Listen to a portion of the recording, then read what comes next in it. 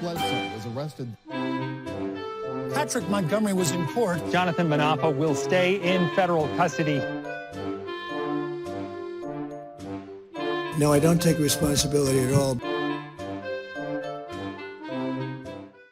Hey, everyone. Welcome to the show. So that didn't take long. I shared with you guys last week that January 6th defendant Thomas Adams Jr. made some really stupid comments to a local news outlet. And this was the night of, I believe, or a couple nights after he was in court and had a bench trial, had a stipulated bench trial with a judge. And I said then that it might pose a problem for him at sentencing, but it's not even going to make it to sentencing, potentially, because U.S. District Judge Amit Mehta, he's the one presiding over this case, he found out about Adams' comments somehow, and he's threatening to vacate his previous order, which would force Adams to go to trial on all the charges.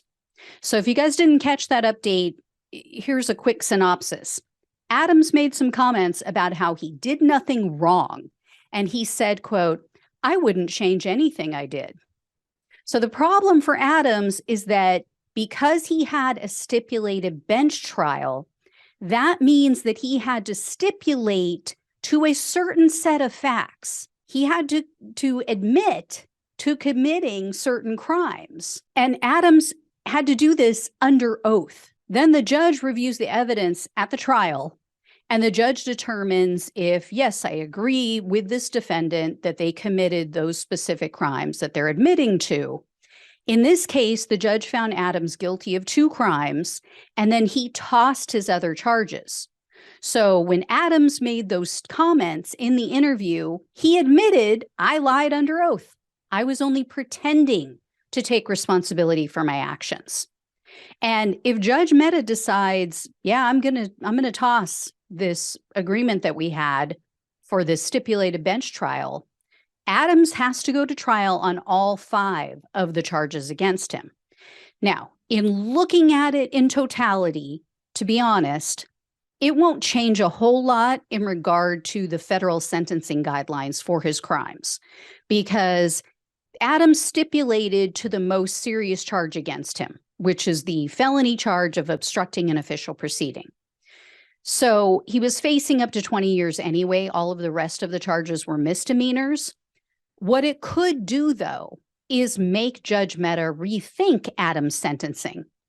You know, it may make him rethink whether or not he's willing to give him the maximum allowable sentence under those sentencing guidelines, which could be upward of 5 years. So Judge Mehta has given the prosecutor and the defense 1 week. He wants them to provide statements as to, quote, why the court should not vacate the defendant's convictions of guilt in light of his post-stipulated trial statements.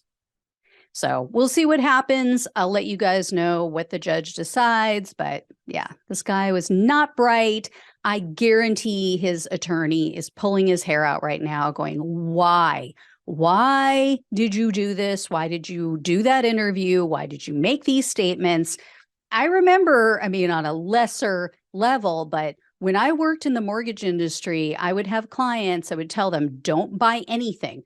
We got your mortgage going. We got your loan going with the bank. Don't buy anything. Don't put anything on credit. Don't do anything that's going to trigger any questions from the lenders.